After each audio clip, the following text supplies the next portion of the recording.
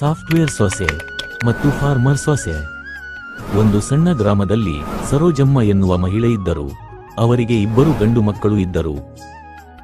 ಸರೋಜಮ್ಮ ದೊಡ್ಡ ಮಗನಾದ ಮೋಹನ್ಗೆ ವ್ಯವಸಾಯ ಕುಟುಂಬದಿಂದ ಮಂಜುಳಾ ಎನ್ನುವ ಹುಡುಗಿಯನ್ನು ಮದುವೆ ಮಾಡಿಸಿದರು.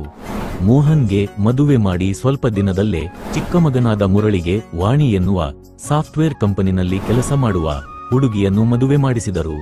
ಮಂಜುಳಾ ಅವಳು ಕಷ್ಟದಿಂದ ಬೆಳೆದ ಹುಡುಗಿ. ಆದ್ದರಿಂದ ಬೆಳಗ್ಗೆ ಬೇಗನೆ ಎದ್ದು ಮನೆ ಕೆಲಸಗಳನ್ನು ಮುಗಿಸಿ ಮತ್ತು ಅಡುಗೆಯ ಕೆಲಸಗಳನ್ನು ಮಾಡುತ್ತಾಳೆ.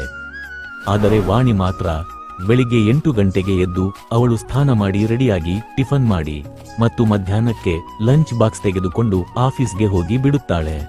ವಾಣಿಗೆ ಮಂಜುಳಳನ್ನು ಕಂಡರೆ ಸ್ವಲ್ಪನೂ ಇಷ್ಟವಾಗುವುದಿಲ್ಲ.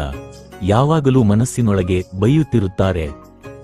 ಹೀಗೆ ಒಂದು ದಿನ ಮಂಜುಳಾ ಅಡುಗೆ ಮಾಡುತ್ತಿರುವಾಗ ವಾಣಿ ಬಂದು ಹೀಗೆ ಕೇಳುತ್ತಾಳೆ. ಅಕ್ಕ, ನನ್ನ ಲಂಚ್ ಬಾಕ್ಸ್ ರೆಡಿ ಮಾಡಿದ್ದೀರಾ? ಆಫೀಸ್ಗೆ ಟೈಮ್ ಆಯ್ತು. ವಾರಿ ವಾಣಿ, ಅತ್ತೆ ದೋಸೆಯನ್ನು ಕೇಳಿದರು. ಅವರಿಗೆ ಮಾಡುತ್ತಾ ಮರೆತು ಬಿಟ್ಟೆ. ಇವತ್ತು ಒಂದು ದಿನ ನೀನು ಟಿಫನ್ ಬಾಕ್ಸ್ ರೆಡಿ ಮಾಡಿಕೋ. ಯಾಕೆ? ನನ್ನ ಲಂಚ್ ಬಾಕ್ಸ್ ರೆಡಿ ಮಾಡಿಬಿಟ್ಟು ನಂತರ ನೀವು ದೋಸೆ ಮಾಡಬಹುದು ತಾನೆ? ನೀವು ಎಲ್ಲಾದರೂ ಹೋಗುತ್ತೀರಾ? ಮನೆಯಲ್ಲೇ ಇರುತ್ತೀರಾ ತಾನೆ? ಯಾವಾಗಲಾದರೂ ಏನು ಬೇಕಾದರೂ ಅಡುಗೆ ಮಾಡಿ ತಿನ್ನಬಹುದಲ್ಲವೇ? ಆದರೆ ನಾನು ಆಫೀಸ್ಗೆ ಹೋಗಬೇಕು, ಅಲ್ಲಿ ಕೆಲಸ ಮಾಡಬೇಕು. ನನಗೆ ಎಷ್ಟೊಂದು ಟೆನ್ಷನ್ ಆಗುತ್ತೆ ಗೊತ್ತಾ?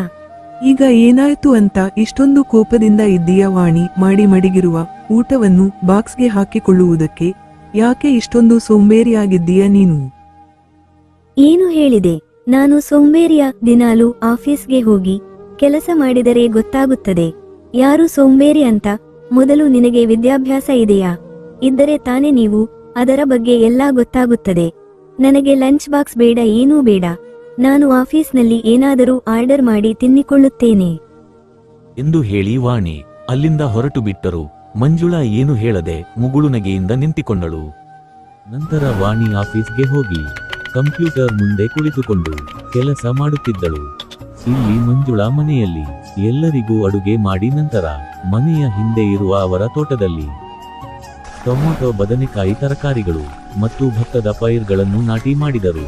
ಒಬ್ಬಳೇ ತೋಟಕ್ಕೆ ಹೋಗಿ ಭತ್ತದ ಪೈರ್ಗಳಿಗೆ ನೀರು ಬಿಟ್ಟು ಮತ್ತು ಹಾಲು ಕೊಡುವ ಹಸುವಿಗೆ ಹುಲ್ಲು ಕಟ್ ಮಾಡಿ ಹಾಕಿ ಮತ್ತೆ ತರಕಾರಿ ತೋಟಕ್ಕೆ ಬಂದಳು.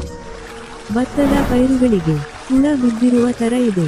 ನಾಳೆ ಅವರಿಗೆ ಹೇಳಿ ಔಷಧಿ ತರ ಕೇಳಬೇಕು, ಇಲ್ಲಂದರೆ ಭತ್ತದ ಪೈರುಗಳೆಲ್ಲ ನಾಶವಾಗಿ ಬಿಡುತ್ತದೆ ಎಂದು ಹೇಳಿ ಯೋಚನೆ ಮಾಡುತ್ತಾ ಸಂಜೆವರೆಗೂ ತೋಟದಲ್ಲೇ ಇದ್ದು ತೋಟದಲ್ಲಿರುವ ಎಲ್ಲಾ ಕೆಲಸಗಳನ್ನು ಮುಗಿಸಿ ಸಂಜೆ ಆದ ತಕ್ಷಣ ಮತ್ತೆ ಮನೆಗೆ ಬಂದು ಮನೆಯ ಎಲ್ಲಾ ಕೆಲಸ ಮುಗಿಸಿ ಅಡುಗೆ ಮಾಡಲು ಅಡುಗೆ ರೂಮಿಗೆ ಹೋದಳು.